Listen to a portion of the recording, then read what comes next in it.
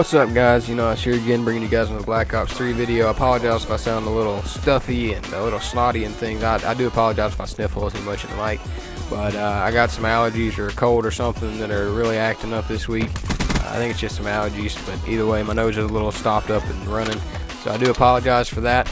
But I got a good gameplay in the background. Best KD game I've had so far on Black Ops 3, probably. Definitely for a TDM.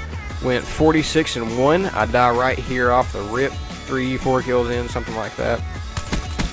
And then it's like a 40-something kill streak with a relentless medal thrown in there. So enjoy that in the background. I want to talk to you guys about something important. That is it's a very touchy subject, but I think it's important to address and important to have the correct outlook on it. And that is independence. And I'm not talking about our country's independence that goes along with our freedoms that were given by our government and by our country's sacrifices, men and women. Excuse me, the men and women who gave their lives for us. I think that is fantastic. That is very important, and I think we should give due honor and reverence to that. And I don't think that's something we should take lightly. But in the same aspect, there's also another independence in our lives that is very important that we allow not to happen, I guess is the best way to put it. We don't allow independence to rise up, and that is in our Christian walks. Independence from God can lead to a lot of things, and independence from God is something that we can learn in the scriptures does not end well. If you look back in Genesis chapter 10 and 11, I believe it is, one of the two, I think it's chapter 10. I don't have my Bible open at the moment. This was just something I was thinking about.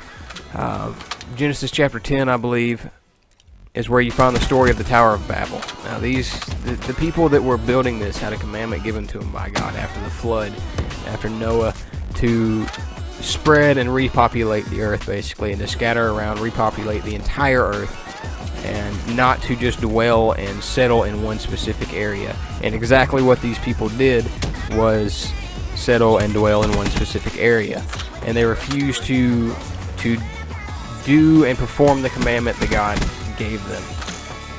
Now, this was not the first time this kind of thing had happened, but it really gives us a very easy picture of religious, quote unquote religious, and godless independence, I guess is the best way to put it. These people understood what the expectations of the Lord were. They understood what the expectations that God had for their lives and what they were meant to be and meant to do.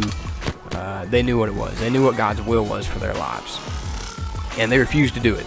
They decided that they wanted their own independence from God and from what He wanted. They didn't only just want it in one aspect of their lives, but they wanted it all together. They didn't want to listen to what He said about how to raise a family, how to treat the earth. They didn't want to listen to it, and how they, and all these different things. And even eventually, it just led to their Christian, quote unquote Christian walks became completely independent from God.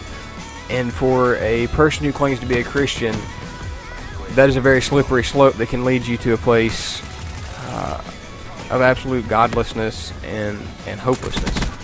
If your entire life is based on being separate and independent from God, and you don't want to do what He says you need to do, you don't want to do what He commands for you to do, you can't expect God's blessings to be on your life, and you can't expect a reward when it comes to the end of your life.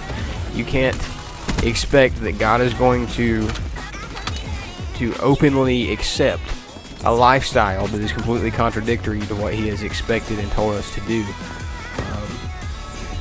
And when you look at what happens to the children, or to the people that were there in the area of Babylon, that built the Tower of Babel, though it was not yet Babylon, it was that general area, which is modern day Iraq, in that general area. Those people, they were all speaking the same language and things, working together towards a nation that was independent from God and His rule. And the consequence of that was that God stepped in and He said, if you're not going to do what I tell you to do on your own, then I'm going to basically force you to do it my way, because I understand that's what's better. And I'm not saying that's necessarily what's going to happen in your life, but if you take a look at these people's lives, you understand that chaos basically breaks out because of their decision. The languages that they use are changed, and they no longer all speak the same language, and it brings out extreme chaos and confusion between them, and they can no longer work together. And when we subscribe to the idea that we can live a life separate from God, it opens the door for chaos and allows Satan to walk in and just wreak havoc in our lives. I hope you guys think about that, take it for what it is, and I hope you enjoyed the video, and we'll see you next time, guys. Peace.